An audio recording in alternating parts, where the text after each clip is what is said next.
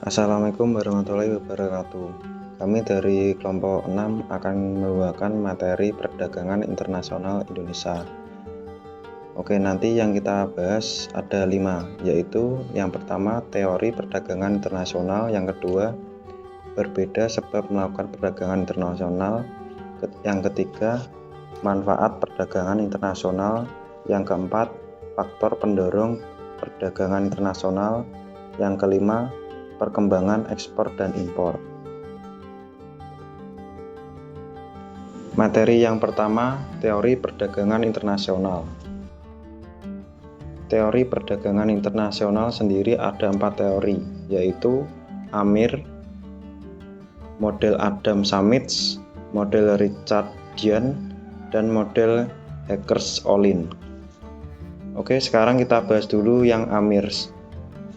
Dibandingkan dengan pelaksanaan perdagangan di dalam negeri, perdagangan internasional sangatlah rumit dan kompleks. Kerumitan tersebut antara lain disebabkan karena adanya batas-batas politik dan kenegaraan yang dapat menghambat perdagangan, misalnya dengan adanya tarif atau kuota barang impor.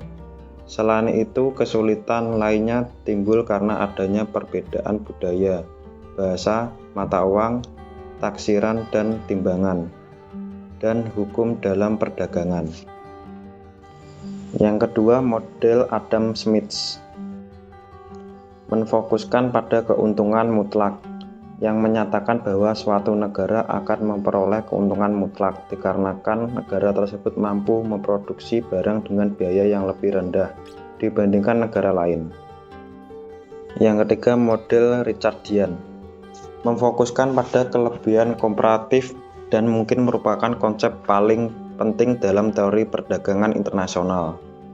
Dalam sebuah model Richard Dian, negara mengkhususkan dalam memproduksi apa yang mereka paling baik produksi. Model Richard Dian tidak secara langsung memasukkan faktor pendukung seperti jumlah relatif dari buruh dan modal dalam negara.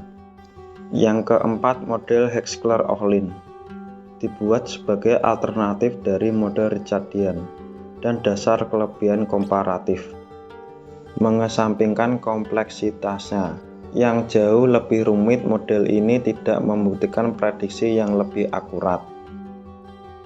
Sekarang kita masuk materi yang kedua, beberapa sebab melakukan perdagangan internasional.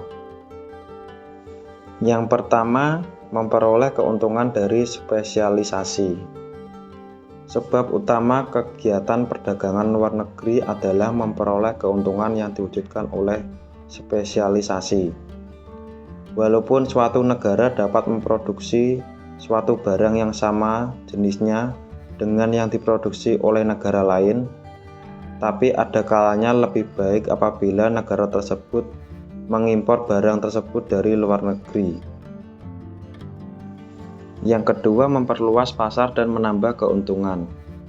Terkadang para pengusaha tidak menjalankan mesin-mesinnya dengan maksimal karena mereka khawatir dengan terjadi kelebihan produksi yang mengakibatkan turunnya harga produk mereka. Dengan adanya perdagangan internasional, pengusaha dapat menjalankan mesin-mesinnya secara maksimal dan menjual kelebihan produk tersebut ke luar negeri. Yang ketiga, kemungkinan menggunakan teknologi modern dan meningkatkan produktivitas. Perdagangan luar negeri kemungkinan suatu negara untuk mempelajari teknik produk yang lebih efisien dan cara manajemen yang lebih modern, dan mengimpor mesin-mesin atau alat-alat yang lebih modern untuk melaksanakan teknik produksi dan cara produksi yang lebih baik.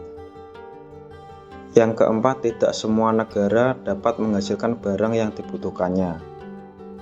Tujuan impor adalah memperoleh barang yang tidak dapat diproduksi dalam negeri. Yang kelima, pertumbuhan ekonomi dan penciptaan lapangan kerja. Perdagangan internasional juga berkontribusi pada pertumbuhan ekonomi suatu negara dan penciptaan lapangan kerja. Dengan membuka pintu perdagangan dengan negara lain, kesepakatan untuk menjual produk dan jasa meningkat, yang pada gilirannya menghasilkan pendapatan dan pertumbuhan ekonomi yang lebih tinggi. Selain itu, aktivitas perdagangan juga menciptakan lapangan kerja yang beragam, baik di sektor ekspor maupun sektor domestik yang terkait. Sekarang kita masuk ke materi yang ketiga, yaitu manfaat perdagangan internasional. Yaitu ada 5 manfaat. Yang pertama, untuk memenuhi kebutuhan akan barang atau jasa yang tidak dapat dihasilkan dalam suatu negara dapat diperoleh dengan mengadakan perdagangan dengan negara penghasil barang jasa tersebut. Yang kedua, dapat memperoleh barang atau jasa dengan harga yang lebih murah. Biaya untuk menghasilkan suatu jenis barang atau jasa tidak sama pada setiap negara. Ada jenis barang yang dapat dihasilkan suatu negara dengan harga yang jauh lebih murah dibandingkan biaya yang dikeluarkan di negara lain. Yang ketiga, mendorong kegiatan ekonomi dalam negeri. Terbukanya perdagangan antar negara akan mendorong setiap negara meningkatkan produksi atau memperluas usahanya. Yang kelima, transfer teknologi modern. Perdagangan luar negeri memungkinkan suatu negara untuk mempelajari teknik produksi yang lebih efisien dengan cara-cara manajemen yang lebih modern. Selanjutnya kita masuk ke materi yang keempat, yaitu faktor pendorong perdagangan internasional. Setiap negara tentu mempunyai hubungan kerjasama yang lebih baik dengan negara lainnya. Hal tersebut seringkali disebut dengan kerjasama internasional. Terdapat banyak sekali dampak positif yang akan diperoleh dengan terjalinnya kerjasama internasional. Kerjasama tersebut umumnya akan dilaksanakan dalam bidang ekonomi, politik, dan lainnya. Berikut adalah 5 faktor pendorong kerjasama antar negara di Asia Tenggara, baik di dalam bidang yang sama ataupun berbeda. Yang pertama, memiliki kebudayaan yang hampir sama. Adanya persamaan budaya menjadi salah satu faktor pendorong terjalinnya kerjasama antar negara di kawasan Asia Tenggara. Selain itu, dengan adanya kerjasama tersebut tentu akan menguntungkan masing-masing negara yang terlibat. Yang kedua, adanya persamaan sejarah dan nasib penjajahan.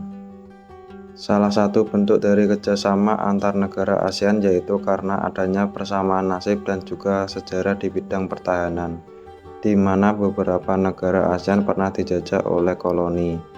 Oleh karena itu, terbentuknya kerjasama di bidang pertahanan dan cara melakukan latihan gabungan antara pasukan dari negara satu dengan negara yang lain. Yang ketiga, persamaan dan perbedaan sumber daya alam. Adanya persamaan dan perbedaan sumber daya alam menjadi salah satu faktor pendorong yang paling utama untuk menjalankan kerjasama antar negara di wilayah Asia Tenggara. Di sini sudah jelas terlihat bahwa sumber daya alam yang ada di negara satu dan negara lainnya hampir sama secara keseluruhan.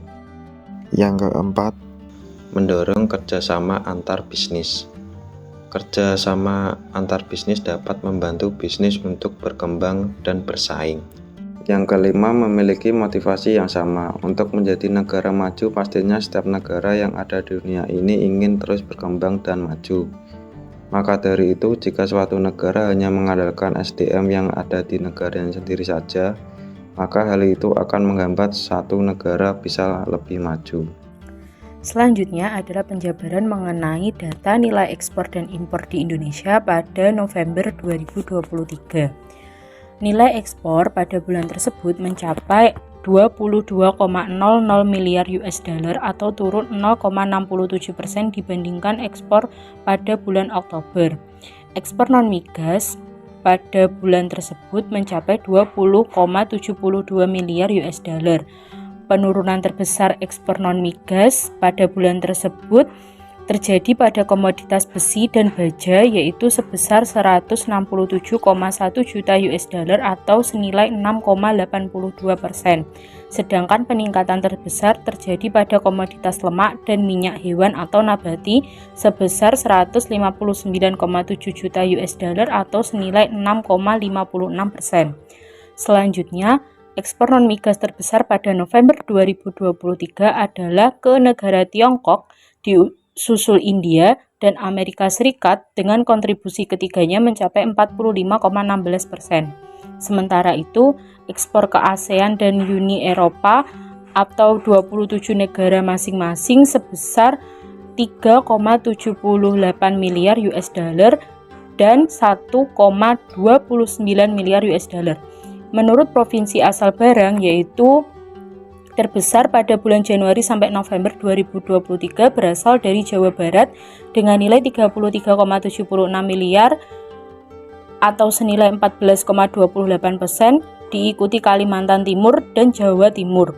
Secara kumulatif, nilai ekspor Indonesia pada Januari sampai November 2023 mencapai 236,41 miliar US dollar atau turun 11,83% dibandingkan periode yang sama pada tahun 2022. Sementara itu, ekspor non-migas mencapai 221,96 miliar US dollar atau turun 12,47%.